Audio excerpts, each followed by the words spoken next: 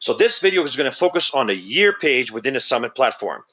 I love the year page. It's one of my favorite things about Summit because it shows you the entire timeline, the scope and sequence that the students will have to go through in the year. Absolutely fantastic.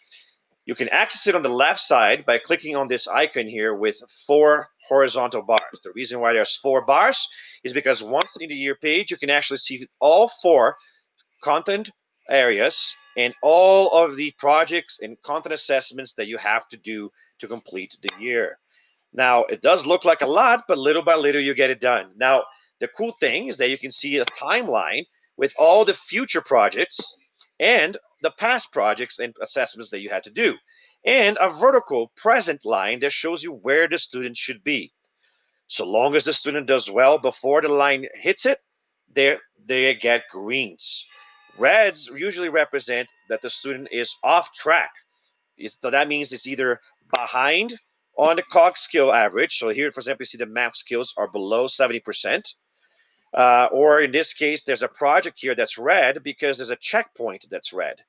And the lowest checkpoint color determines the color of the project until the project is completed, at which point the final products override the color of the checkpoints. See here, for example, even though the student had a bunch of red and yellow checkpoints for this math unit, when it came to push come to shove, they actually did well the test, turned in their portfolio problem, got greens for the actual final products, and that overrides their unit to actually green. When a student finishes something and does not well on it, then the student will actually have something like a yellow or a red. This student got a yellow because their portfolio problem and their test results on unit assessment were below expectations of the unit grade level. So because of that, there's actually a notification that says they were below instead of just saying scored, like it says on this one. And you can see that the final product color is yellow. So as you can see, hovering over the project will give you some top-down information about how the student is doing throughout the project or did throughout the project. Now, you can get more information if you actually click on the project itself, but we're going to do that in a different video. So for now, we're going to stick with the year page. You can also hover over the content assessments. So here you see that the student has green content assessments because the student has mastered that. But if the student has not yet mastered, even if the student has attempted but not passed it, it stays gray. That is until the line overtakes the content assessment, at which point it turns red. That's only if it's a power focus area, though. Additional focus areas never turn red. That's why they're called additional, right? Remember that projects count for the most of the student's grade, about 70% of the student's grade. And that's why they're listed on the top too, within each content, because you want to go from top to bottom in order of importance. Then you have the power focus areas, which account for about, well, the project can be 70 to 80%. The power focus areas about 14 to 19%.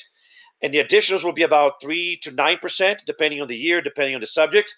And again, of course, there's challenge focus areas. Not every subject has that.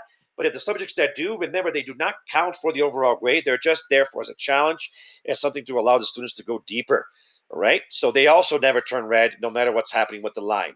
Let me show you what it looks like to a content assessment after the line passes it by switching to a student, Patricia, who is struggling a little bit more than Jalen is. So as this is switching to Patricia, I would like to remind you also that it's not necessary to actually do the content assessments in order. They can be done in any order the student wants. And I actually tell students to take the diagnostics, which are in the content assessments, to help them decide which ones to do first. However, each content assessment is associated with the projects. So it is smart to do the content assessments that you need in order to learn the material that will help you with the projects. If you hover over a content assessment, you will see the number of the score of the latest attempt that the student has taken, how many attempts the student has already done, and either the date in which the student mastered it, or if the student has not mastered yet, the date that is the last date to master it before it switches to red. And as you can see on the bottom here, it will show you the color, the projects which are associated with that subject. And the project is yellow because the overall project color was yellow as well. So here you see a power focus area the student has not passed, even though the present line is beyond it. So that's why it looks red. and you see that information that the line passed on October 20th.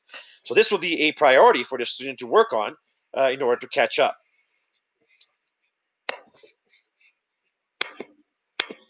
On the right side of each course, you also see the total average for the COG skills for that course, or math skills if it's a math course. Now, this is not the student's grade. To see the grade, you have to go to the progress scheme. We'll talk about that later. This is the COG skill average, which is the average of that more important aspect, which is the projects, right? Now, remember that with each successive project, as long as you keep improving in the COG skill, it will override the grade you got in the previous one. One way to see this from the year screen is to click on the actual name of a subject. It will take you to a screen that will show you all the projects and content assessments with the scores the student got so far in each of the projects, and question marks showing you future opportunities to score better on those COG skills. So, for example, this 3.5 here will be seen again over here later in the year, and so the student can get an even higher grade. Now, notice that the maximum grade is the one that takes. So for this 0.5, if the student tries again and gets a 1 or a 2 or a 3, that's the score that's going to take. Now, that's not going to change the color of this project. That's the grade they got. But it will change the overall maximum score for the skill. And then the overall grade, which is the average of those skills, will improve. So it's the maximum grade that sticks. So that's a really cool screen to actually keep track of all the things that you're supposed to do in the platform. One last thing I want to show you in the year page is that at the very top, there is a link to change years. You can actually go to the next grade level. So if you finished one grade level, you can start working on the tests of the next grade level, or you can go past to the previous grade level. This student may not have been a student in this summit platform, and if you have something missing from the previous grade level, you can work on that too. Of course, you have to prioritize the current year instead of worrying about the past. You can also zoom in and zoom out if the screen is too small for you. And at the top, if you're about to have a mentor meeting, there is a link to complete the reflection that students are supposed to complete. So it's like a reminder. You're supposed to be doing that reflection.